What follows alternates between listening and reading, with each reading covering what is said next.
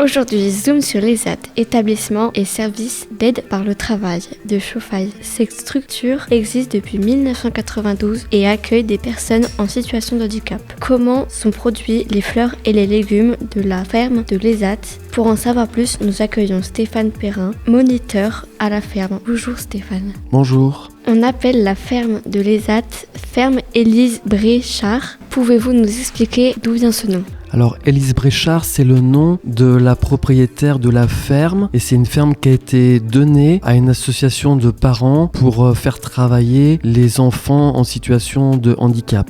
L'ESAT de Chauffailles a été créée en 1992. La ferme était-elle présente dès le départ? La ferme était présente dès le départ. La ferme produit des fleurs et des légumes. Pourriez-vous nous dire quoi et quelle quantité? Par rapport à la production de fleurs, effectivement, jusqu'à présent, il y avait des fleurs qui étaient produites. Il y avait une foire aux fleurs. Les gens de Chauffailles connaissaient bien cette foire aux fleurs. Ils venaient chercher leurs plantes pour fleurir leur massif. Et là, cette année, on est en transition et ça sera la première année où il n'y aura pas lieu cette foire aux fleurs. Sinon, effectivement, dans l'histoire, on avait un atelier horticole qui a cessé cette année. Quant au maraîchage, donc on a 5 hectares de terre et sur ces 5 hectares, on produit des légumes et ces légumes sont vendus au magasin de producteurs qu'il y a à Chauffailles, Croque Saison. Les légumes produits à la ferme ont-ils le label bio? Oui, ils ont le label bio depuis 3 ans maintenant. On n'emploie pas de produits chimiques comme insecticides ou pesticides et ce qui fait qu'il y a plus de travail notamment sur le désherbage maintenant que c'est en label biologique.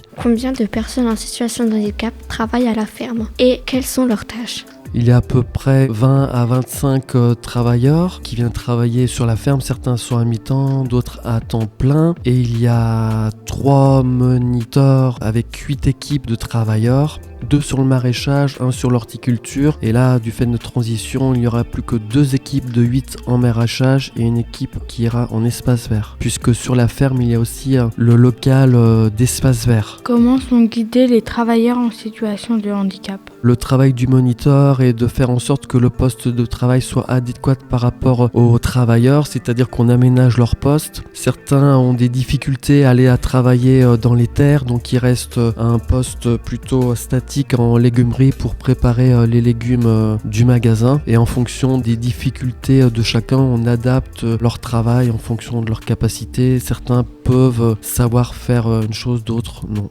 Est-ce qu'il a fallu réaliser des adaptations pour que les personnes en situation de handicap puissent travailler à la ferme? Alors oui, c'est ce que je disais au préalable, on adapte le profil de chacun en fonction de leur capacité et certains travaux ne sont pas réalisables par certains travailleurs et certains ont une certaine spécificité, comme par exemple sur la ferme il y a un qui sait conduire le tracteur, enfin il y en a 3 qui savent conduire le tracteur mais il y en a un qui est spécialisé dans la conduite d'engins type tracteur, certains ne touchent pas le tracteur, donc il y a des postes qui sont plus ou moins spécifiques pour certains. Vous vendez les légumes de la ferme, comment peut-on les acheter? Alors effectivement, nous vendons les légumes de la ferme et notre canal de commercialisation se passe par le magasin de producteurs à Chauffailles. On vend au jour d'aujourd'hui principalement nos légumes à Chauffailles, le magasin de producteurs. La ferme de l'ESAT est située à la sortie de Chauffailles, route de Belle-Roche. Votre site est-il ouvert au public? Il a été ouvert dans le passé au public. Maintenant, pour des raisons de commodité, par simplicité, pour éviter que le moniteur soit interrompu dans son travail